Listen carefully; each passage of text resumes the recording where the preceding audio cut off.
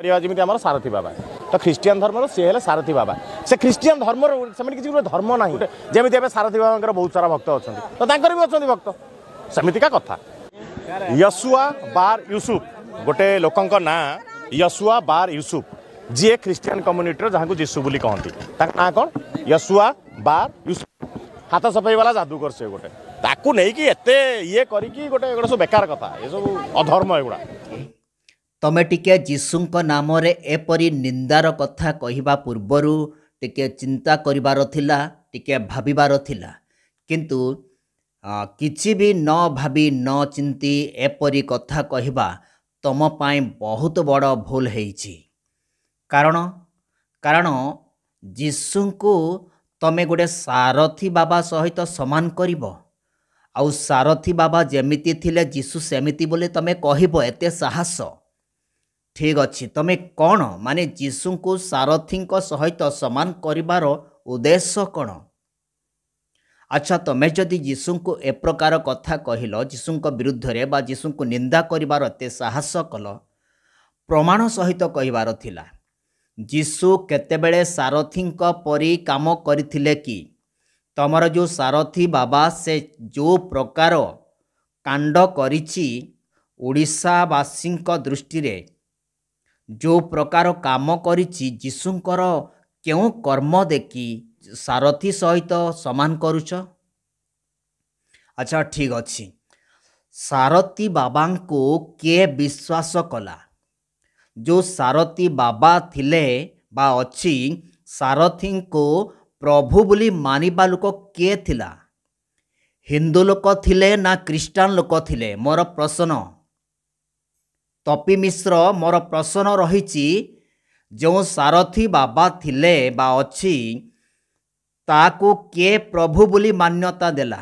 ताकू प्रभु बोली विश्वास करबा लोक माने किए हिंदू लोक ना क्रिस्टियन लोक सारथी को केवल हिंदू लोक माने हिंदू धर्मर लोक माने जो लोक माने कि निजको निज हिंदू सनातनी बोली कहती से माने ही सारथी को प्रभु बोली मानुथिले बा विश्वास करथिले किंतु एबे से कौन हेइछि केमितिका जियो मानक दंदारे आम भारत देश रे जो व्यवस्था रही से समस्त व्यवस्था से पालन करिनथिले बरं से व्यवस्था विरुद्ध रे कार्य करथिले एमितिका सारथी बाबा को एपरी गोटे दुर्दांत अपराधी सहित तमे जीशुंकर तुलना करिबो जो सारथी निजर अधर्म पाई से जेल दंड भोगिले जेल को गले पुलिस ताको घोषाड़ी नहीं गला ताकू तमे जीशुंक सहित समान करिबो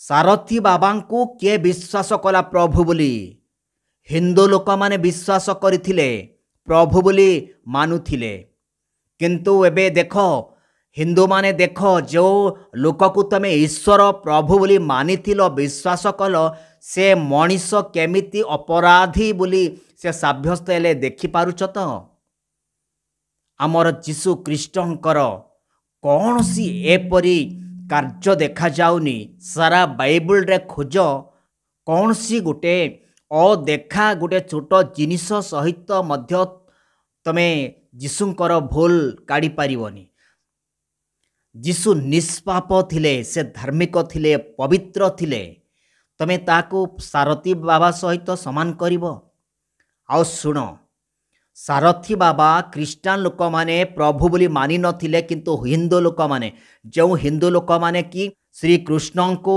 जगन्नाथ को श्री राम को जो माने प्रभु बोली कहउचंती से माने ही सारथी को प्रभु बोली मानुथिले आउ से माने राम कृष्ण आउ जगन्नाथंकर समान भावरे से माने सारथी को प्रभु बोली मानुथिले किंतु वर्तमान से कौन बाहरिले से जने अपराधी आउ शुण एपरी हिंदू लोक माने गोटे बाबा को जार नाम कि राम रहीम से राम रहीम सबुठारु एमिति जघन्य पाप करिछि अपराध करिछि जे आम भारतर व्यवस्था अनुसार जीवन काटिथिले कि राम रहीम ना किंतु से भारतर व्यवस्था विरुद्ध रे काम करथिले से मर्डर करथिले किंतु हिंदू लोक माने ताकू वर्तमान सुधा ପ୍ରଭୁ ବୋଲି ମାନୁଛନ୍ତି ତାଙ୍କୁ।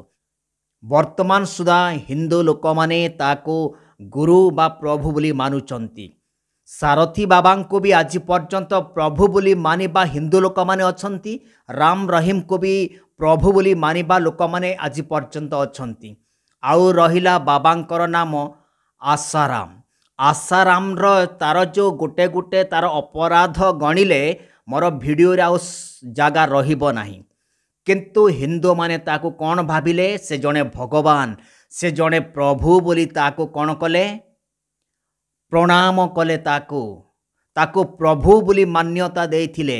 କିନ୍ତୁ ସମୟ ଆସିଲା ସେ ଜଣେ ପ୍ରଭୁ ନୁହନ୍ତି, ସାଧାରଣ ଗୋଟେ ଅପରାଧୀ ମଣିଷ ବୋଲି ପ୍ରମାଣିତ ହେଲେ। ତମେ କ'ଣ ଭାବୁଛ? ଖ୍ରୀଷ୍ଟିଆନମାନଙ୍କୁ ତମେ ଏତିକି ନୀଚ ତୁଚ୍ଛ ଭାବୁଛ? ଯୀଶୁଙ୍କୁ ତମେ ସାରଥୀ ସହିତ ତୁଳନା କରିବ?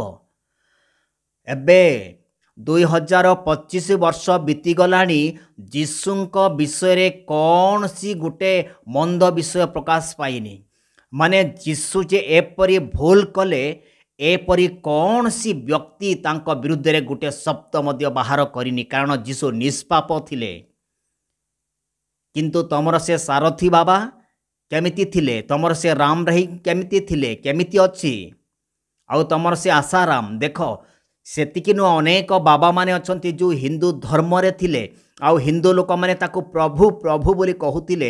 ଏପରି ବାବାମାନଙ୍କ ବିଷୟରେ ଟିକେ ଭାବ, ଟିକେ ଚିନ୍ତା କର, ଟିକେ ଲଜ୍ଜିତ ହୁଅ। ତପି ମିଶ୍ର, କାହିଁକି ତୋର ଏତିକି ବି ଲାଜ ନାହିଁ କି? ସରମ ବୋଲବା ଜିନିଷ ନାହିଁ କି? ତୋର ଯେଉଁ ବିବେକରେ କ'ଣ ରହିଛି? ବାସ୍ତବରେ ତୁ ଗୋଟିଏ ଭ୍ରଷ୍ଟ ବିବେକ ବ୍ୟକ୍ତି କି? ଏଥିପାଇଁ ଆଉ କିଛି ତୁ ବୁଝିପାରୁନୁ? ଯାହା ମନରେ ଆସିଲା ତାହା କହିଦେଉଛୁ।